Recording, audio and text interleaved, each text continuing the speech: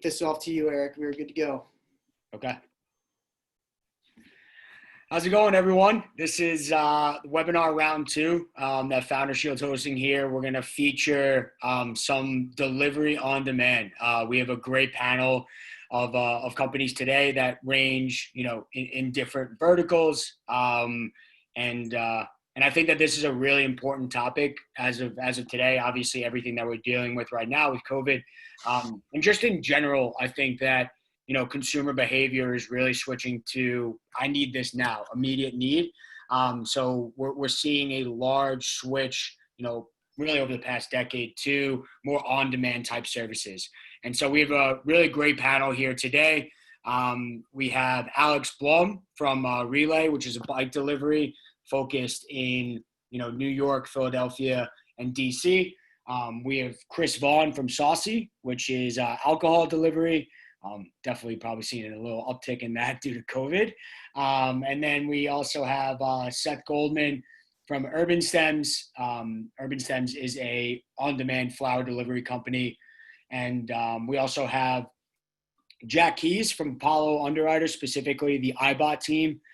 They specifically focus on ensuring businesses of tomorrow, today, and working with a lot of these on-demand delivery companies. And thanks everyone for joining us. So just to kick things off, just a little quick overview about Founder Shield and who we are. And then I'm going to kick it over to the panelists. But so we are a full service insurance brokerage that primarily focuses on emerging industries. And obviously the on-demand space really falls within our wheelhouse. And, all of these guys here today are current clients of ours, and we work very extensively with Apollo, and obviously a lot of other on-demand companies. And yeah, we help them with risk management, and obviously helping place their insurance programs. It is definitely nuanced from an insurance perspective. And, we really take pride in educating ourselves to make sure that we fully understand their business models and are accurately depicting the risk to our markets, such as Apollo. And myself, Eric Schneider, I'm one of the VP of sales that leads our mobility team, along with my colleagues, Justin Kozak, Will Hamry, and Alec Giacco, who heads up our broking team and really maintains our market relationships. So that's a quick synopsis of Founder Shield, who we are. And again, really appreciate everybody taking the time out of their day to listen into this webinar. And now I'm going to kick it to our first panelist, Alex Blum from Relay. And I've worked personally with Alex and really love what they're doing. They've seen a lot of growth over the years. Alex, can you just give us a quick overview about your background, Relay, and then just a few questions for you afterwards? And Eric, thanks for putting this together and having me on the panel. I am Alex Blum. I'm the founder, one of the founders and CEO of Relay Delivery. We are based in New York and operate in Washington, D.C., Philly, and New York. We essentially are a back-end delivery program for restaurants. And so consumers order on a front-end site like a Grubhub or a Seamless or delivery.com, and we work with the restaurants to make sure that your order gets to you as quickly and efficiently as possible. We were founded in 2014, so we've been around for about 6 years, and have been working with Founder Shield for our insurance needs for the last couple of years.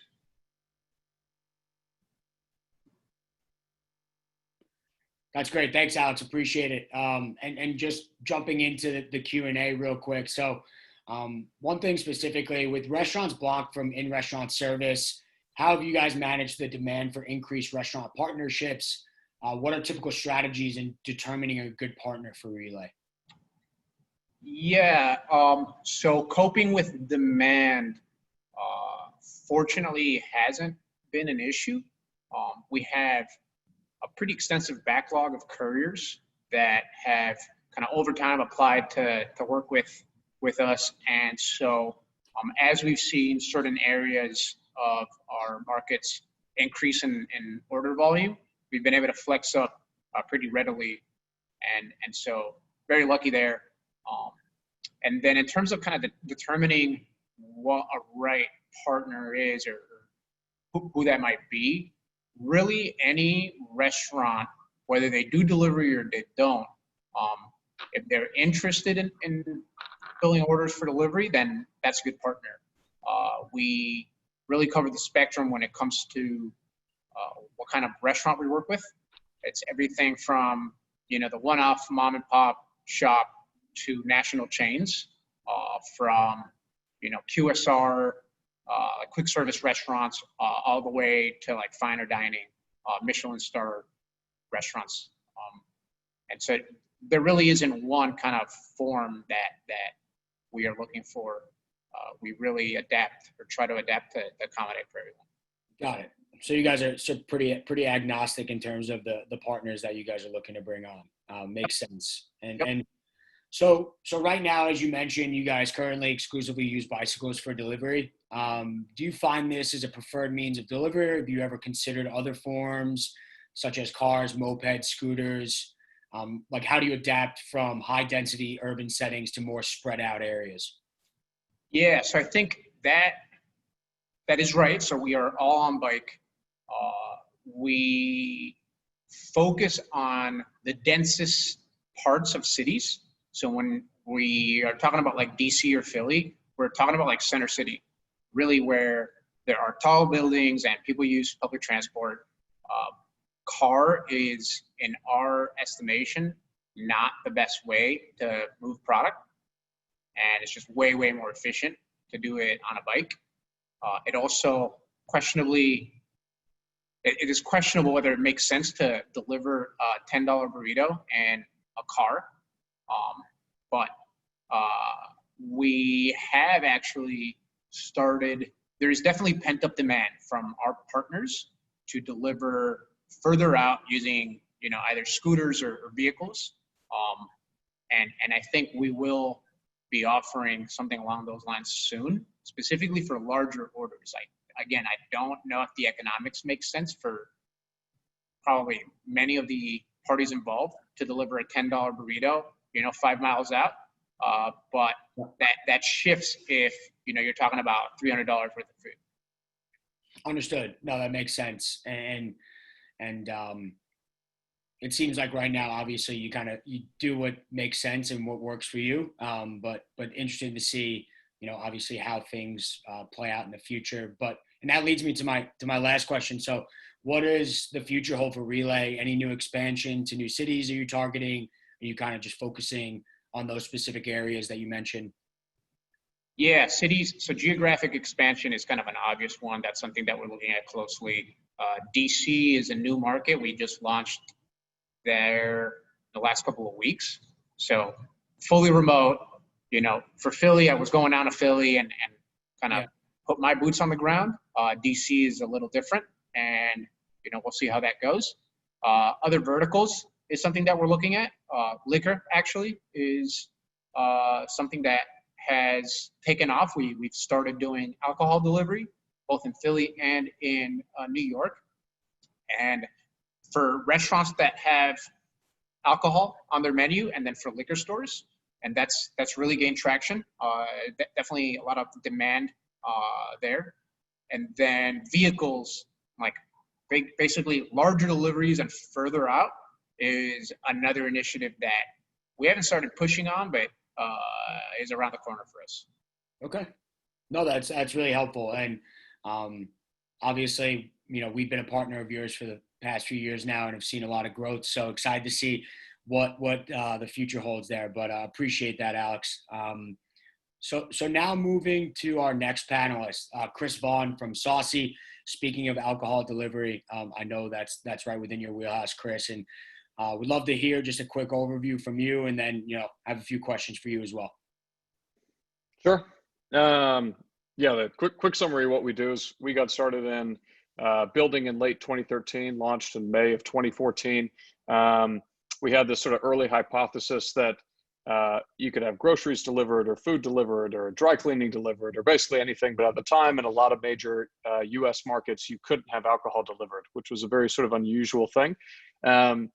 We dove into the industry a little bit to try and figure out what the real buying behaviors in the category were. And we found that it is arguably one of the higher impulse purchasing categories. There's almost no loyalty to retail.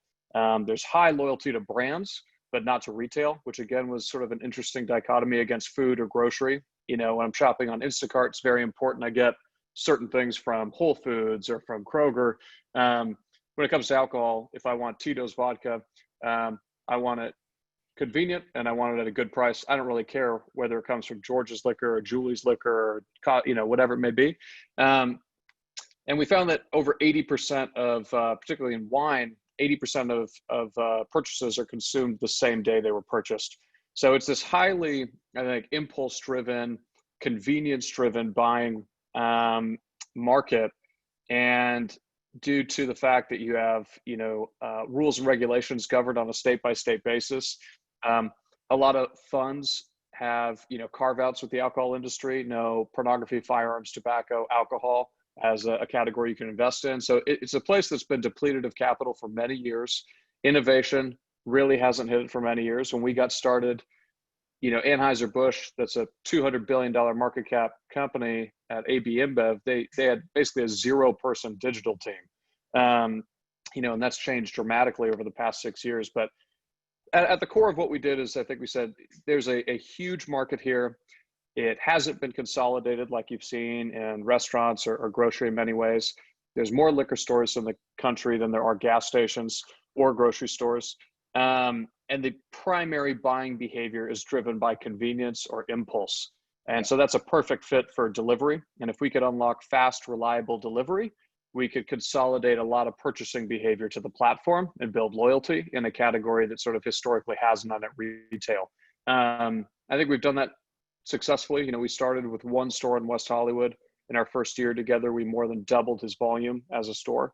I think he was doing about 600K in walk-in sales. We sent him over 600K in delivery business. We've grown, you know, since then, obviously during COVID. We're very fortunate to be one of the businesses that are doing well during this period of time. And we've expanded fairly dramatically. We're in, you know, over 40 markets in the US, close to 1,000 neighborhoods. And just see all different types of buying behavior. And our models evolved over the years. We work very closely with a lot of the big alcohol brands. I'd say that the last thing I'd say is, you know, when we started, we knew that at the core of what we were trying to do, we had to be reliable. And the only way we're going to do that is if we handled the logistics. And so much of what we've spent the past 6 years building is really logistics infrastructure. How do you get stuff from point A to point B as efficiently and quickly as possible? I think we operate cities a little differently than a lot of food delivery or other players. We sort of operate from as few pickup locations as possible, which is very different than like a Postmates, which is sort of delivery from anywhere. We may run a giant city from 5 spots. So I'd say probably 10% of, you know, what you see on Saucey with customer purchasing and all this type of stuff is maybe 10% of what we built. I'd say probably 80 to 90% of what we built is really our infrastructure and logistics. And we also have you know, done deals where we power some of the largest retailers today, sort of behind the scenes and their delivery systems as well. Got it. No, that's really helpful, Chris, and appreciate the lengthy overview about, you know, how Saucey started and where you guys are at today. And obviously you talked about starting initially in Los Angeles. And so how do you guys approach new markets and what strategies do you use to grow your operation and build local partnerships?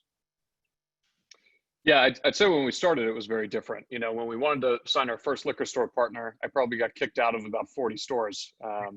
Candidly, my approach was totally wrong. I was like, we're this cool, you know, mobile app that's going to send you sales and handle all the delivery for you.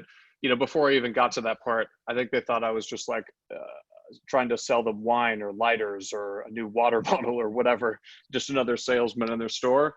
We finally found this one store. Guy inherited the location from his dad, was in his early 30s. Within less than a minute, he totally got it, gave us a chance. You know, those conversations go very differently today. We've had the benefit of working with some of the largest retailers in the country. We also work primarily with mom and pop and independent stores. We find that they are highly motivated to change their business model and operationally work better than the big box players. But yeah, I mean, it's been an interesting journey. I think that when we look at launching a new market, for us, it's really about how many customers are there asking for the service. What is the retail alcohol market or I would say, age-gated product market look like there? What does the competition look like there? How much of a priority is it for some of our other partners, like the big alcohol companies we work with? Is this an important market to them to see data from or to see what purchasing behavior looks like? And then how much marketing power do we want to deploy into that city? And for a long time, we focused exclusively on sort of logistics, and we were only in about 8 markets, really just focusing on market penetration. And once we felt that we really knew how to turn on customers in a market, we started to expand very quickly. And I'd say for us to operationally turn on a market now, we can do it inside of probably 3 to 4 days, once we find the right partners and sign and get the exports of all their inventory. The team's done a great job of setting up as much automation as possible there so we can turn on markets quickly. And then it's really about how many marketing dollars you want to allocate to customers in that city or town or neighborhood. Understood. No, that's really helpful to get a sense of what you guys and, the KPIs and what you guys are looking at for prospective cities and what your launch strategy is. And as you kind of alluded to, right, that, luckily you guys are one of the businesses that are doing fairly well during this time. Sure. And, would love to hear a little bit about, how have you guys adapted to both the alcohol and delivery demand presented by COVID?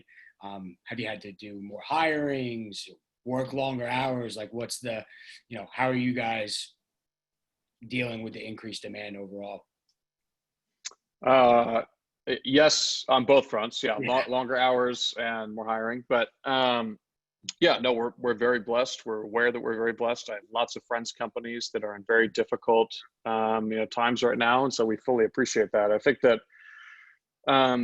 we saw an unprecedented spike in a very short window of time. We saw a 400% lift in orders inside of like a 2-week window, and then on top of that, we decided to expand to 20 additional cities inside of basically 3.5 weeks. So it's been busy.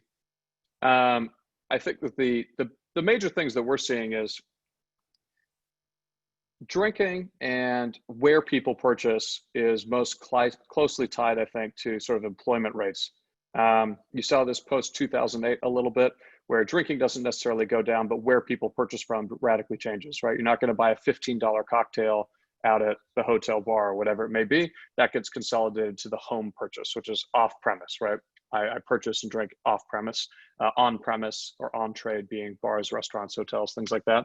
So you saw this huge retraction in where people were buying from in 2008 or post 2008. I think you're seeing a lot of that happen right now. I've been on some calls where, candidly, the restaurant industry is obviously going through one of the most difficult times ever, right? Some people, because of companies like Relay that have been set up for delivery, are either surviving or thriving during this period of time. But there's a lot of people that weren't set up for that or weren't prepared for that. And, restaurants is also another category that's most closely tied to employment rates. And over the past 3 years, the country's had the highest employment rates it's had in basically ever. And then immediately followed by the highest unemployment rate it's ever had. So over the past 3 years, you've had this huge explosion in the growth in bars and restaurants. And I think you're going to see a huge contraction in that take place. I think similarly, you're going to see a lot of consolidation of the buying behavior in the alcohol category back to the off-premise behavior. And we try to remind people as well, alcohol delivery is pretty new, right? Like I've been able to have groceries delivered for 50, 60 years. It's just calling the grocer, and then sometimes it was submitting a paper order. And at some point it was fax machines. And then there was these funny websites I could use. And then there was Webvan, and there was the next thing, and the next thing, and the next thing, and now you're at Instacart. And I think same with food delivery, right? Food delivery's been a business around forever. I've always been able to order food and have it delivered. I remember growing up in our neighborhood, you could order this like book, and they photocopied all the menus of the local restaurants, and you could keep a credit card on file and call and place a menu off the order, off the book. But But alcohol delivery pre 6 years ago in most major cities just didn't exist. So we're talking about a very new category, very new behavior. And I think what we're seeing during COVID is sort of the fastest acceleration or adoption of people being aware that this is a way they can buy. And, usually once we see people buy 2-3 times, we become their preferred buying method. So I think that the short summary on it is we're seeing a dramatic acceleration in the projections. We're seeing a huge lift in the adoption rate. The time to convert people is much faster. Acquiring customers is cheaper than ever. And then I think combined with how the employment market looks and that you're going to slip into a recession, I think so it's announced yesterday, I think where people buy alcohol fundamentally changes. And so you sort of have the impact of all of those things happening at once, which obviously is going to benefit the e-commerce segment in this market. Kind of like the perfect storm a little bit. Yep. No, and that makes sense. And really appreciate your insight there, Chris. And it's interesting when you put it, because we still think of, like, from my perspective at least, like grocery delivery is relatively new, but when you put it like that, it's alcohol delivery is definitely a new age aspect in terms of consumer behavior. And I know personally, my girlfriend orders alcohol delivery every other week. So it's definitely something that we're using as well. And so appreciate your insight there. Now moving on to Seth Goldman from Urbanstems, another client of ours, and a really great example of a more traditional business model. A florist moving into a more new age type operation. And Seth, I'm actually staring at some dried urban stem flowers right now that I got from my girlfriend for her birthday on May 5th, and they're still beautiful. I would always recommend the dried flowers. They don't go bad.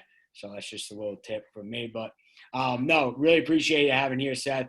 And we'd just love to hear about you a little bit and Urbanstems, and then have a few questions for you as well. Yeah, well, thanks for having me. Glad to be part of the panel. Urbanstems, we've been around for 6 years. We are an online floral and plant company focused on gifting. So glad that we met your needs with your girlfriend. Our dried bouquets are a recent offering. We're actually almost sold out of them every week. That was impacted by supply chain. They came from Italy. So the rest of our product is not. And the company was founded 6 years ago on the premise that speed really mattered in this industry. The incumbent players are the big guys that you may have heard of: 1-800-Flowers, Teleflora, and FTD. And they had, over time, built these really cool nationwide networks, much like, I guess, Flowers of Saucey. But I think that the product, it's spoken about as if it's commoditized. A rose is a rose is a rose is a rose, but it's not. And what you find out when you don't control some of those late stage logistics and supply chain elements is that the customer experience can be a big letdown. So our thesis was, if we control the inputs, the flowers, and the delivery, we should deliver a much better customer experience. And when we kicked things off 6 years ago, we saw that immediately in much, much higher NPS scores, which we've maintained all 6 years that we've been in business. One thing, though, that we evolved to about 2 years ago, and which ended up being really important for us for COVID, we actually started to move away from only relying on same-day delivery. And I can talk to you about why same delivery is important, but the traditional within e-commerce model of shipping next day became a big part of our growth, and actually will help inform us on where we might want to drop boots on the ground going forward. Where do we see enough demand density? For us, what's really interesting is we saw a significant pullback in demand in New York and DC, where we have same-day delivery, when COVID hit. And what we saw specifically was that office delivery went from a very strong percentage of business in those cities to effectively zero. And so that's a big thing that we're debating right now, which is, what does same-day delivery mean in our industry for the next 6 months, 12 months, 2 years, when the customer has become more willing to plan ahead, and when a delivery is no longer to an office early in the morning when it has its sort of biggest impact as a surprise gift. We reopened DC this week, and we're going to start to try to understand that and even understand which segments of our customers the same day is most important for.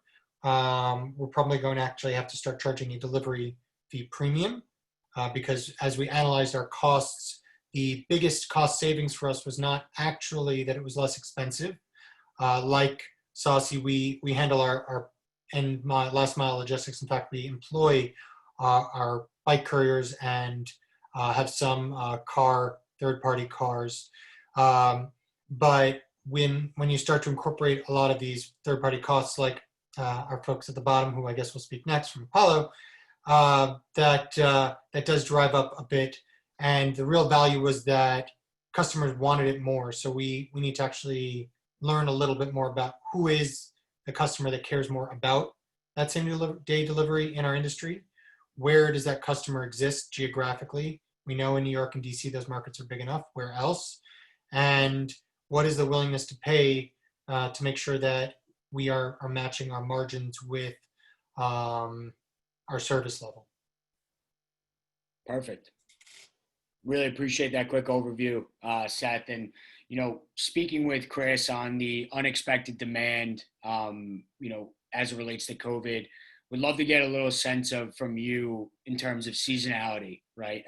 Obviously flower purchasing, seasonal at times, what are the challenges for a seasonal fluctuation of the on-demand flower space, when it's Valentine's Day, Mother's Day, etc.?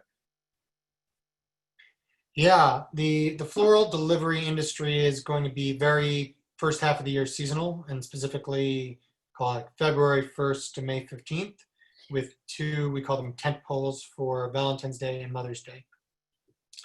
Our company is not quite as reliant on those two holidays as some others. For 1-800-Flowers in their floral division, that can be 50 to 60% of revenue, we understand, between those two holidays.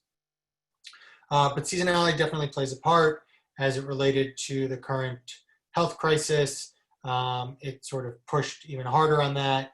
So it's, as that relates to same day delivery, that's not that's something we're able to manage and fight through. But it's certainly a very seasonal business. You're looking at, at least 60% of your annual revenues in the first 6 months of the year. Got it. Okay, so for Urbanstems, it's a little bit more spread out, not so, obviously you have those spikes, but it's more predicated on the first 6 months rather than those 2 days. So makes sense.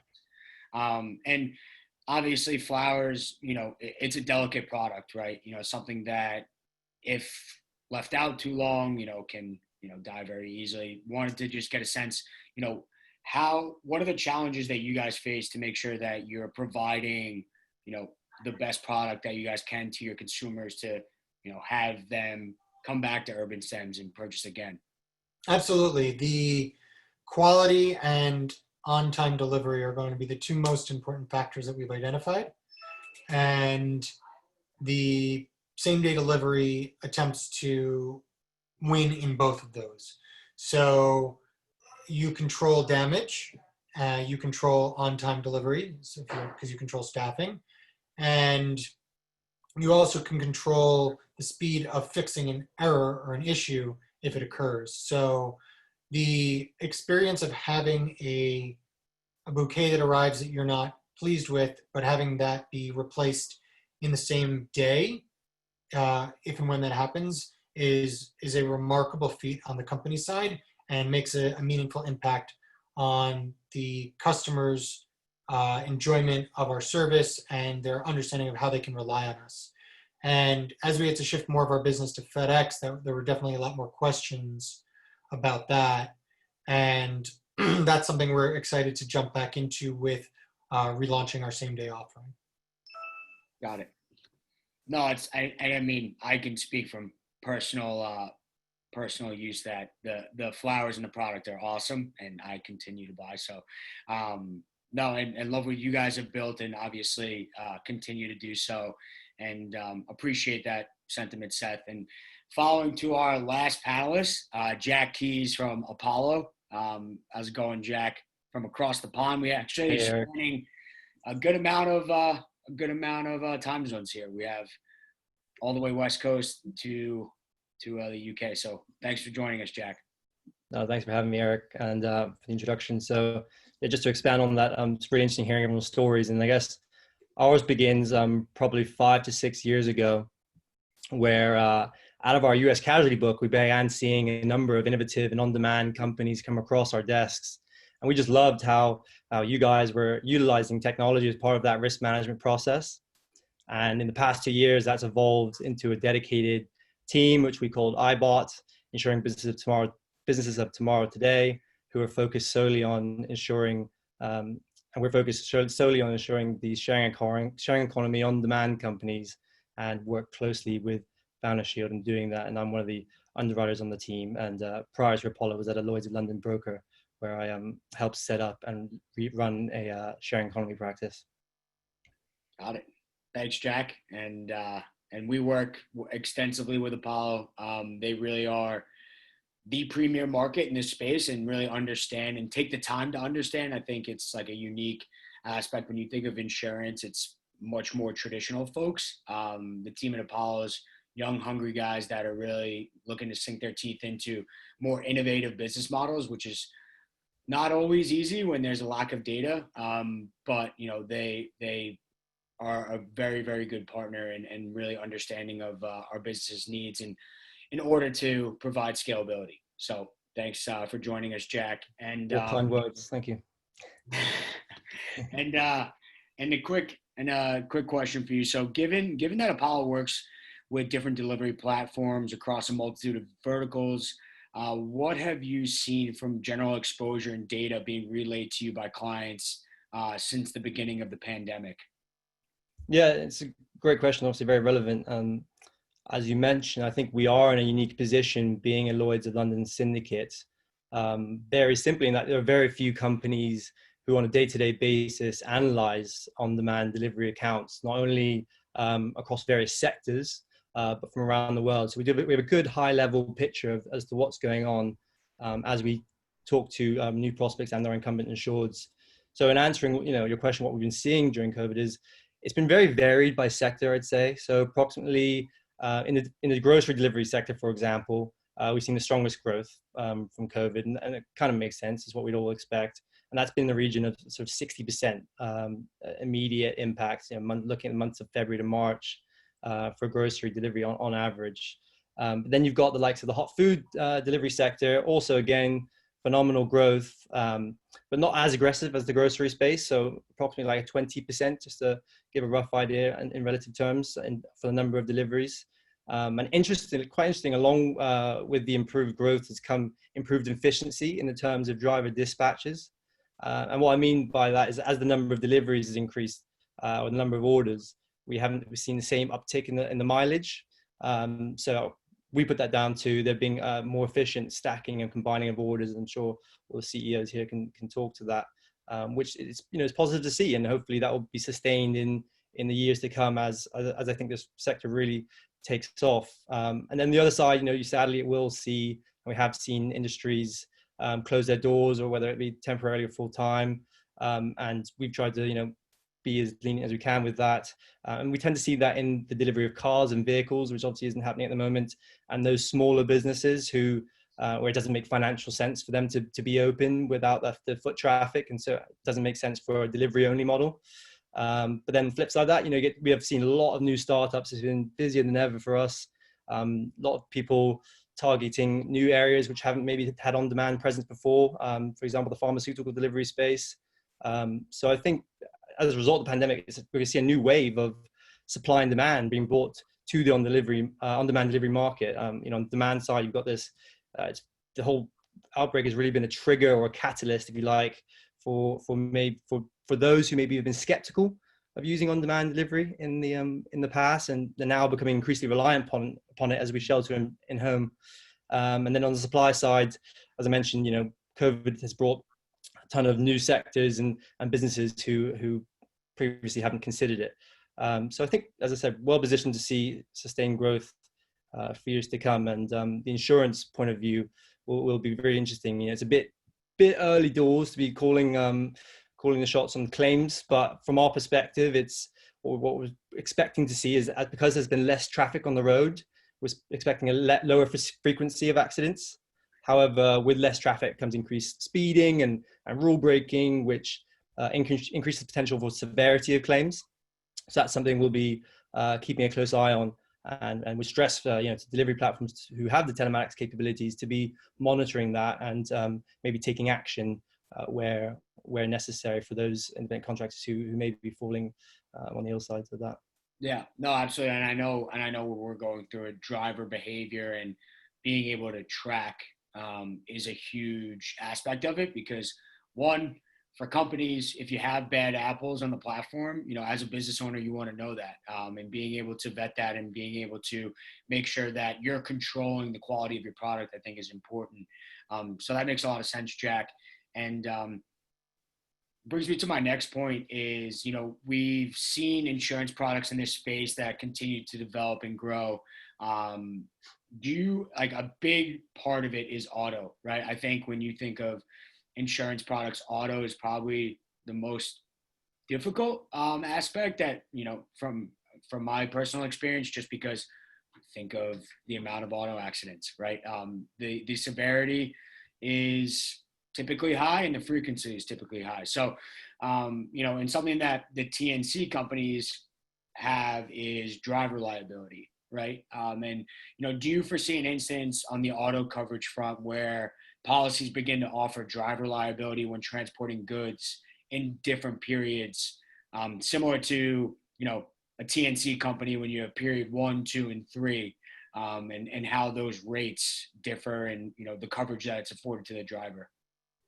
Yeah, absolutely. And it's a great question, because I think we've already seen it in a number of states who are considering delivery bills. It's on the table. It's something which is live. It's not something which is, it's more of a when, not if. And it would completely change the structure of insurance product for delivery companies. Now, at the moment, delivery platforms enjoy the freedom of being able to implement their own insurance programs.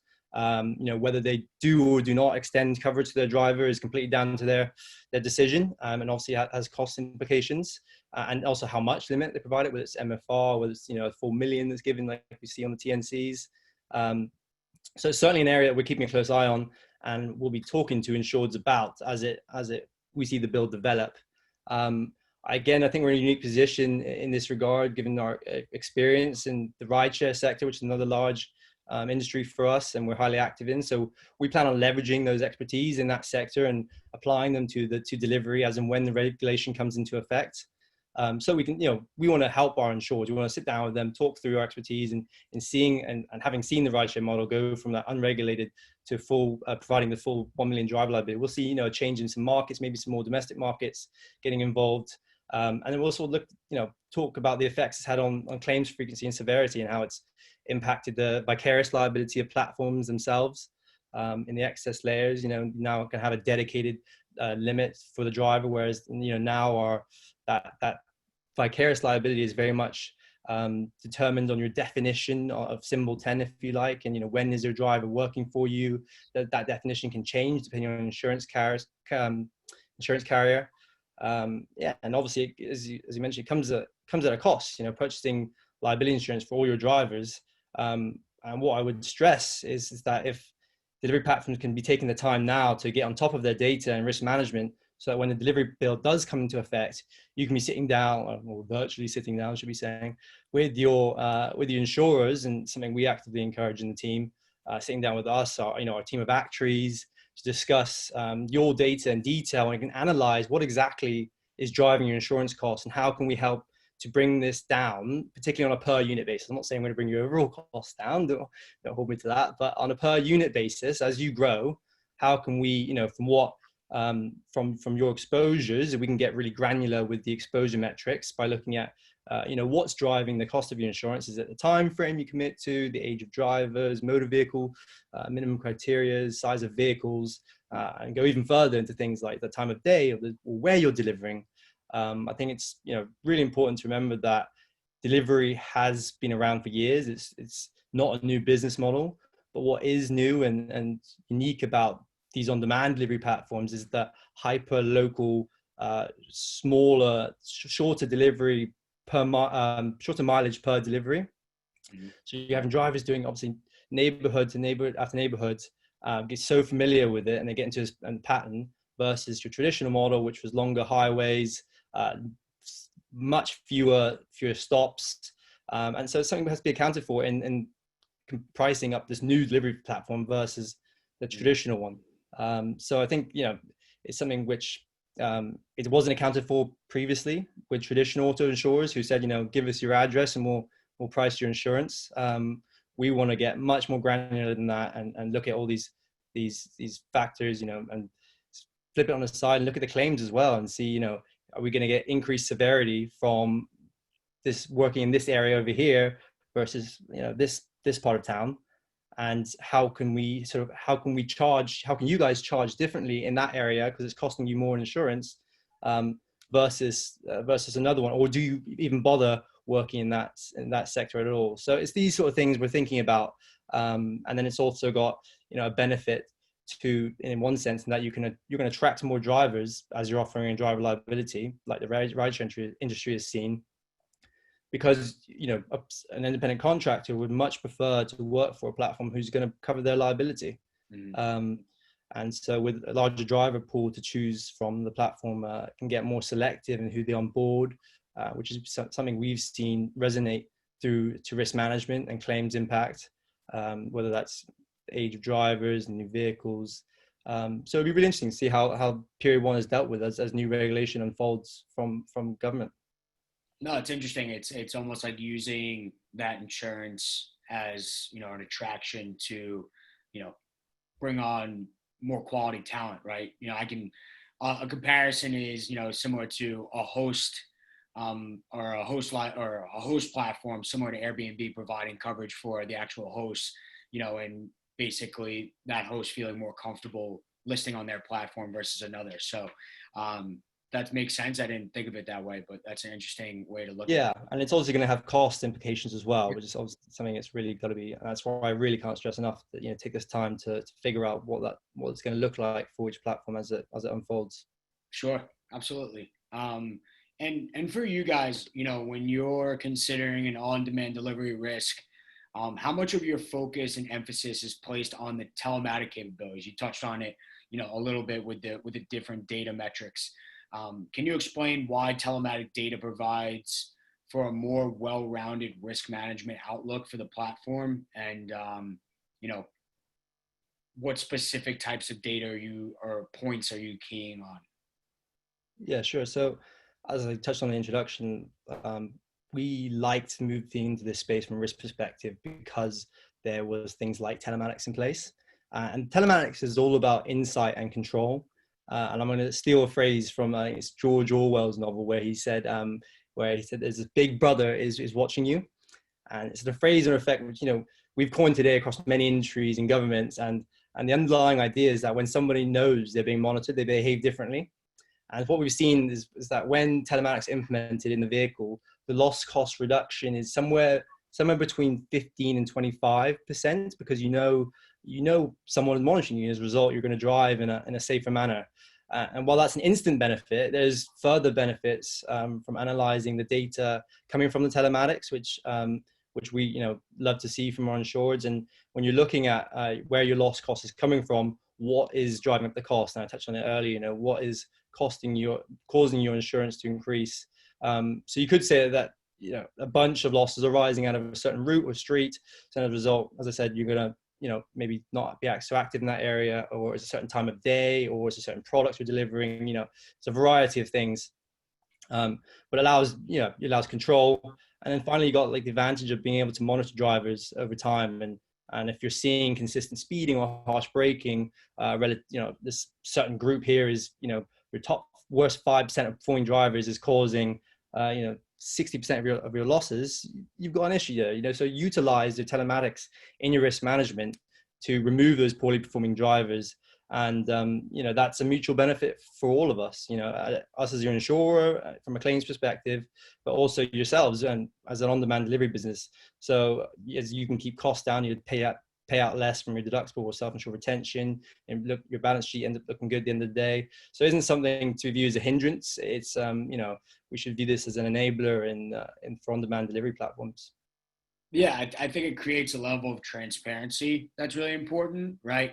Previously it was like, all right, here's your driver's license number, and these are the drivers that are listed on the platform. Now it's, you have basically a full scope of their history and performance. So, for not only insurers, but business owners, it's really important for them to understand, not only are they completing the flower delivery or the liquor delivery or the food delivery, it's like, how is that being done? Is it effective? Is it safe?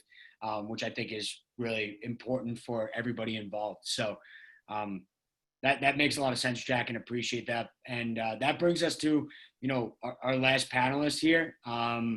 Really appreciate everybody taking the time out of their day. I know everybody's extremely busy. It's a very unique time, and most of us are from home. I know Alex is in his office right now, but again, appreciate everyone taking the time. I hope all the listeners that tuned in learned a little bit about, our panelists' background, on some keys to success that they've had, and, some things that they've learned from.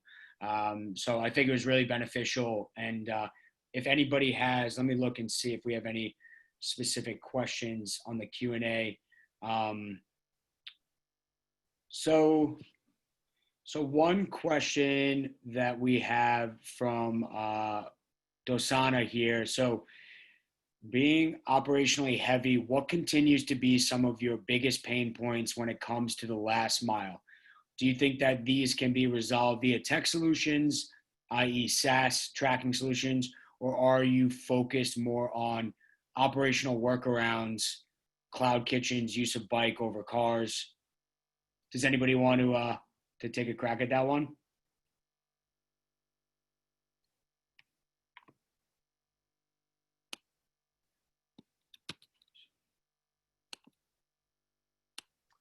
Sure. I mean, I guess, my question is, there's pros and cons to being just a pure marketplace versus being a business that handles operations, right? Like in our space in alcohol delivery, there's several platforms that don't handle any of the logistics or really any of the customer support or anything like that.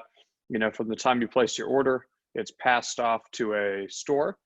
And from that point on, you're dealing with the store. So store delivers, there's an issue, there's a problem, you're talking to the store. And you go from there.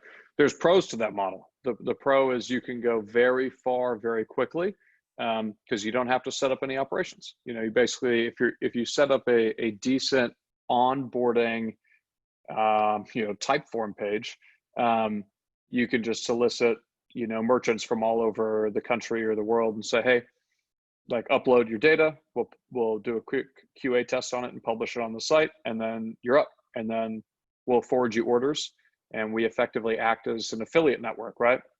Orders come in, we get a fee for sending you that order, and that's it. You can go far and wide that way, and there's benefits to going far and wide and not having a lot of operations. You just don't have to think about it. Your team doesn't have to focus a lot on it. You don't have to invest dollars there. You can, when it comes to brand relationships, you can have a national presence fairly quickly. The downside, in my opinion, is the customer experience suffers. You don't have any sort of control over what the customer gets. You don't have any sort of consistency over what the customer gets. If I order from this store versus that store, I can get wildly different experiences. If I order from this store during lull hours versus busy hours, I get wildly different experiences. So I think there's tremendous benefits in focusing on operations and the customer, controlling as much as you can through to the customer experience, depending on your market, because at the end of the day, I think that your real growth is going to be focused on retention, and repeat purchase rates and sort of how happy your customers are. And I think that that's very difficult to do when you're just purely like an affiliate marketplace in many respects. Now there's challenges, dealing with things like scaling up couriers in a city. Everybody here has talked about that. dealing with customer support, handling issues that go right, go wrong. All that stuff is, you could view it as a headache, or you could view it as, an opportunity to always be delivering a great experience. Something goes wrong, it's an opportunity to turn it around. Something goes well, you're getting that direct feedback. If you don't handle any of that, you don't get any of that feedback. So I don't know, maybe that's maybe that answers it. You can tell me, but yeah, running an operationally intensive business is brutal, and you're open 7 days a week. Open late. That is not easy. It sucks in many respects, but I think it's what you need to do. I think it's why so many people struggle. Big grocery tries to turn on delivery. Some other business tries to turn on delivery themselves. Delivery is hard. Delivery at scale is very difficult. A lot of people can turn on delivery and start getting some orders in, and you go, this is terrific, look at all these sales. And then you get bigger and bigger and bigger, and you go, wow, we're doing all these big numbers, but how are we losing so much money? And that's usually when you see people exit the delivery game or get out of the delivery game. And so doing delivery efficiently and profitably at scale is extraordinarily hard to do. But I think if you do it well, you definitely have a competitive advantage in that you're offering a better customer experience. Got it. No, that's helpful, Chris. And I think one thing that resonated was it all comes back down to the customer experience and how important it is each time to make sure that you're leaving an impact so that they do obviously come back. So appreciate that sentiment. And this one, I think, next question specifically for Alex, and then maybe we'll have time for one other question. In terms of the bike fleet, do you currently manage your own fleet of bikes? If so, how is that cost-wise and logistically? How much effort is it to maintain? If not, what are the main troubles, if any, are there with using bikes over, another mode of transportation? Yeah, so we don't have our own bikes. We have an independent contractor model. So similar to Uber or DoorDash, the contractors bring their own equipment, which makes it obviously a lot easier for us to not have to manage a fleet of bikes. From a cost perspective, it does make sense, naturally. Logistically, it can get a little tricky. Essentially losing that control when independent contractors are in charge. They run their own micro business. You don't get to dictate basically anything. You just provide a platform. And so that can get hairy from a logistics side. But, that was more or less our focus back in like 2015, like how to overcome that and how to make the platform work so that, we let contractors on and off the platform kind of at their own leisure, but also ensure that we have couriers when we need them, where we need them. And so I'd say, generally speaking, that those are problems that we've overcome. But it allows for huge flexibility for the delivery guys, and overall seems to be, a benefit to everyone. So I don't know if that answers the question. We have thousands of couriers for the record, and so having just a storage for bicycles in New York City would be the logistics behind, and we could take a stab at it. But you can't find warehouse space for 1,000 bikes in Manhattan? Well, we would exactly. So we wouldn't, unlike Chris, that would, prefers to have a few focused, centralized pickup spots. It is to our benefit to have as many distributed pickup spots as possible. And so I would apply that to warehouses for bicycles. I wouldn't want to have one repository where all the bikes are.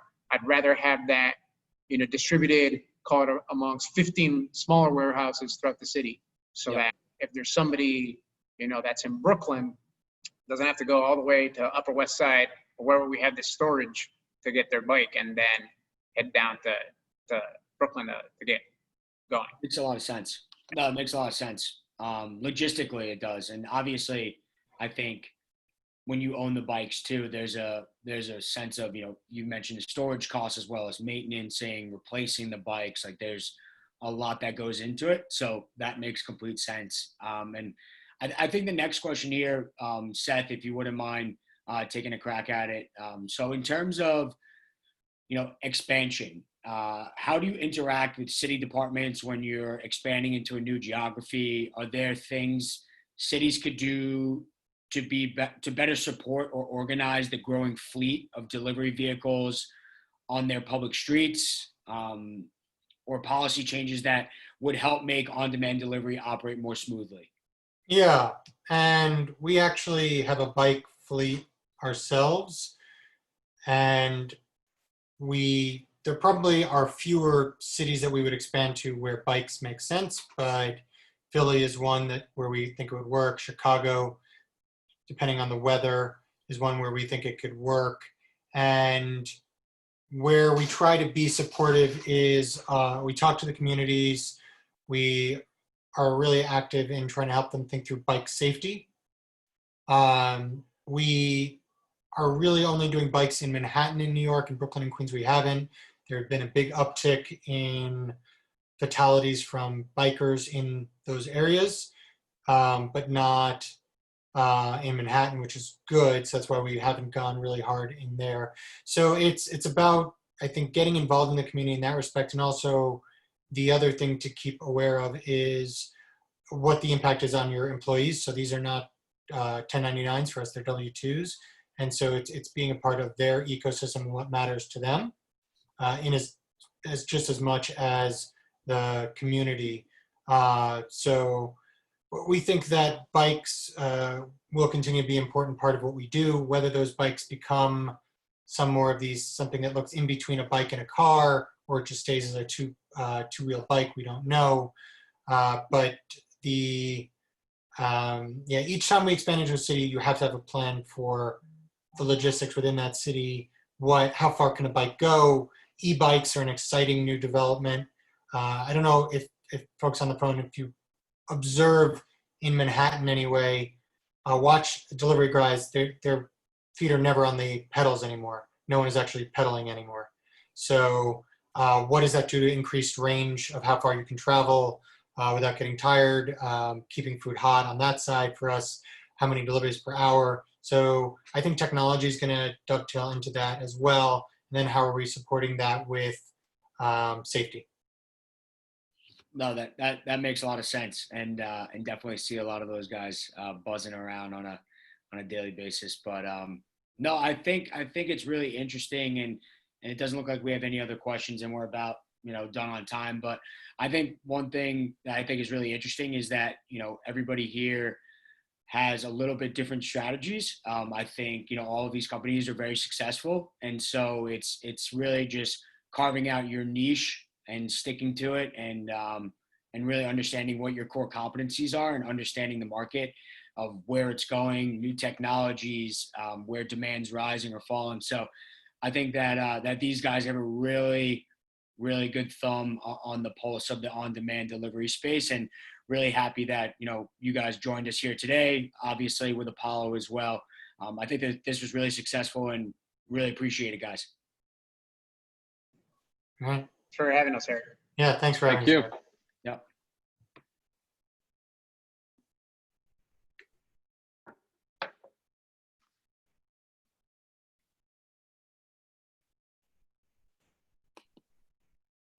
Cool. Good? All right. Thanks again.